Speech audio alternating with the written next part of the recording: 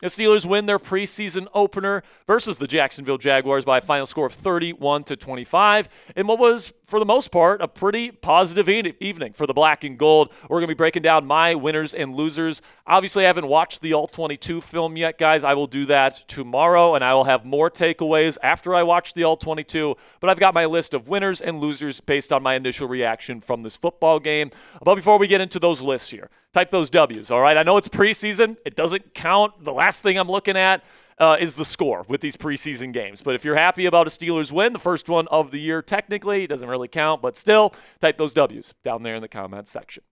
So we'll start here with Juan Thornhill, who didn't play much today, but he made his presence known on that first drive, blowing up, I think it was Brian Thomas Jr.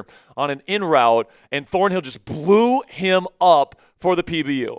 It was an awesome play. The speed was on display. The vision was on display. The instincts were on display from Thornhill. And this is just somebody that has continuously made plays throughout camp. He is an absolute dog competitor. You can tell that his speed is back now that he's fully back 100% from those calf injuries that he suffered in Cleveland the last 2 years. I think Thornhill is going to be a hidden gem on this Steelers defense this year, and I think he's going to become a fan favorite really quickly. Then Roman Wilson. It was great to see Roman out there for the time that we got to see him. Got 2 catches, looked really good out there. The route running looked sharp. The hands looked good.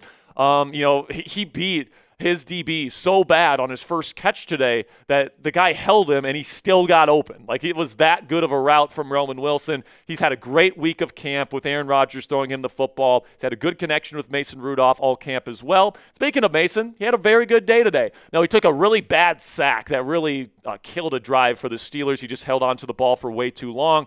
Failed to get rid of the football on time, even with good protection. But for the most part, man, 9 of 10 today? Threw a great touchdown pass, a layered pass over a linebacker to Darnell Washington for a touchdown in the red zone. Really efficient. Exactly what you want to see from your backup quarterback in these preseason games. Then Brandon Echols, I thought, had a really good game as a veteran corner. And, Steelers fans can rest easy out there this year, guys, knowing that if, God forbid, one of the top 3 corners on this team, Jalen Ramsey, Joey Porter Jr., or Darius Slay, go down with an injury, Brandon Echols is going to be serviceable out there in a starting role if and when that he needs to be called upon. As a 4th corner, he's one of the best in the league, in my opinion. Looked damn good out there in coverage today. Then Darnell Washington, of course, he caught that touchdown on the first drive of the game.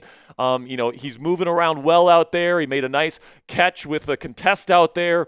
So Darnell looks like he's going to be a legit red zone weapon for this team this year, and we got the first taste of that tonight. So let me know down there in the comments section, what is the biggest winner from tonight's game? Let me know what you guys think down there in the comments section for today's pinned question. YouTube's going to throw you an ad break here in just a couple of seconds. When that happens, take advantage of that time. But let me know who's the biggest winner of preseason week 1 for your Pittsburgh Steelers. I thought Peyton Wilson was flying around out there when he was still out there. He was the green dot. And he certainly looked like he was born to play that role. Had a nice play, a disruptive play up the middle on a run play on the first drive of the game for the Jaguars. He threw a guy to the ground today. So you love to see the physicality. You love to see him out there. Thought Peyton Wilson had a very solid day. Then you get Cole Holcomb, and, maybe Holcomb isn't exactly the athlete he used to be before the injury, but, you can tell, his veteran savvy, full display today. I thought he had a pretty darn good day today, and it was just great to see Cole Holcomb, after that really gruesome injury, come back and play football again.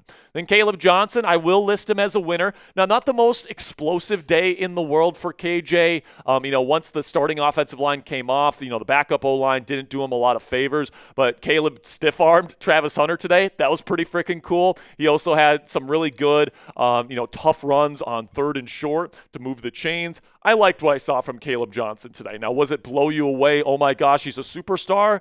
No, but I thought that he did well for himself, especially when the starting offensive line was out there for him today. An overall pretty decent night for KJ. Then Scotty Miller had multiple catches today, caught a nice seam ball. I believe it was from Skylar Thompson when he eventually came in, and then he had another one from Mason Rudolph as well. So Scotty doing a good job getting open. He's been playing well with the first team offense in practice this week, so it's nice to see him translate that to the game. Another receiver that just kind of stole the show in the second half this week, guys, was Keyshawn Williams, the UDFA out of Indiana. Now, you watch Keyshawn Williams' highlights back after today's show. I recommend you check it out. You look at his highlights from Indiana, like, he's got some wiggle, man. He can cut on a dime. He's really fast, and today he made a 50-50 ball touchdown reception that Skylar Thompson threw up in the fourth quarter. That was awesome. So, great job by Keyshawn Williams. It looked like he did a good job in the punt return game as well. Made some guys miss, made some contested catches, was getting open, running good routes. I know it was against the third-team defense for Jacksonville, but good on Keyshawn Williams for making the most of his opportunity tonight. So coming up here, more post-game coverage for your Pittsburgh Steelers here in preseason week 1. But before we get into the rest of today's show, I want to give you guys an excellent opportunity to get an Aaron Rodgers jersey, Steelers Aaron Rodgers jersey in your closet before the start of the NFL season. Of course, the Steelers will open their NFL season this year with the New York Jets on the road. And if you guys want a Rodgers jersey on your body for that game, go chatsports.com/AR8. That link is down there in the comments and description of today's show. It helps out the show because if you make a purchase using our link, our sponsor is going to send us part of the proceeds. So it helps out the channel. You get an Aaron Rodgers jersey.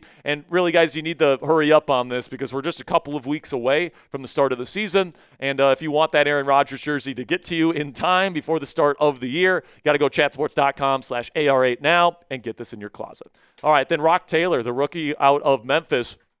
He's been really the star of the third-team offense at camp. And he, once again, showed out on the end breakers. That's really where he's been making his money, on those dig routes, on the crossing routes. And once again, he had 2 of those receptions. What I actually think Keyshawn Williams, his UDFA teammate, kind of showed him up in the second half here. It was supposed to be the Rock show, and it was actually the Keyshawn Williams show. But overall, really good night from Rock Taylor. He did what he needed to do. And then speaking of the third-team offense, Skylar Thompson, I thought, did really well by himself in terms of a guy that you keep on the practice squad this year when Will Heyward eventually gets back. I think Thompson's a guy that's worth keeping on the practice squad. I've seen a lot of third-string quarterbacks play football and fourth-string quarterbacks play football over this weekend, and Skylar Thompson was probably one of the better ones. Like, he was distributing it well. He was getting it to where it was supposed to go. He's a veteran, and I thought he played pretty decently tonight. Then Lou Nichols, another third-team offensive player making my list. I mean, Nichols had multiple stiff arms. You could tell he was having some nice cuts out there. He's making people miss. He had good vision. I really liked what I saw from Lou Nichols as, somebody that's not going to make this team. At best, he's going to make practice squad. But to see somebody show out the way that he did and take advantage of his opportunity the way that he did, it was nice to see. Also, starting offensive line, I thought had a really good night. Broderick Jones, Troy Fautano, even though Fautano did have an illegal hands to the face penalty in the first drive, they were still able to score the touchdown despite that. But Mason McCormick, Zach Frazier, all of them got the reps there in the first drive of the game, and they all looked good. In fact, in the second drive when they were all out there again, even the sack, Mason Rudolph held on to it for like 10 seconds. He had so long to throw the football because the starting offensive line, which, by the way, was going up against the Jacksonville first-team defensive line tonight, was really able to protect the quarterback. And if they can give Aaron Rodgers that kind of protection, this could be a very, very fun season for the Pittsburgh Steelers this year. Then Max Hurleman will be my final winner that I'll put out here. I'll actually have 2 more after this. But Hurleman, another third-teamer, caught a seam ball, caught a touchdown in the second half as well. He did well for himself there in the second half. And then just 2 more winners here, Carson Bruner and Deshaun Jameson.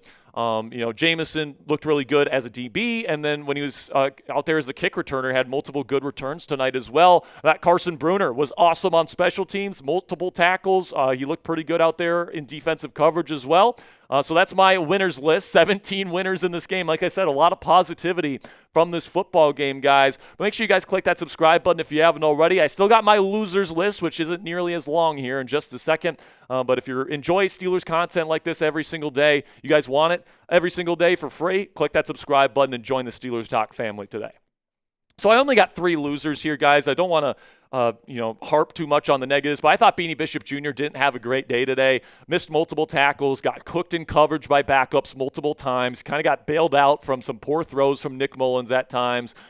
Just not a great day at the office for Beanie Bishop Jr., and I think he certainly left the door open for Donte Kent whenever he gets back from his injury.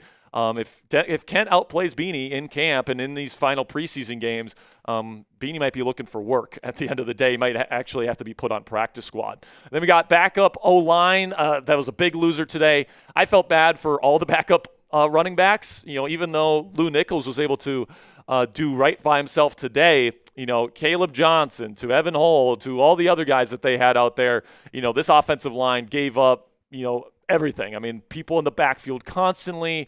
Skylar Thompson got blown up very quickly at times. Just not a very good look for the backup O-line today. But there's a reason why those guys are backups, right? Then the final guy I'll have on my losers list here is Robert Woods. I think he only had one catch today. He was lining up with the second team unit. And just overall, I didn't love his run blocking either. He was part of the problem with the run blocking issues after the O-line came out. So, just not a phenomenal showing from a veteran that you hope to, see a little bit better in terms of his execution on the field in a preseason game. So I would put him on my losers list tonight. So you tell me, let me know down there in the comments section, which Steeler disappointed the most tonight versus the Jacksonville Jaguars? Was it, was it Robert Woods? Was it Beanie Bishop Jr.? Was it Sebastian Castro? Was it somebody else? Let me know down there in the comments section who disappointed the most tonight. That'll be it for today's post-game coverage, guys. Thank you so much for supporting the show. Tonight's watch party was awesome. Over $1,000 in super chats. Just a bunch of likes. So many people showed up tonight and just showed so much love. So if tonight's any indication, it's going to be a lot of fun on the watch parties this year. So click that subscribe button if you haven't already. Until next time, guys, here we go, Steelers.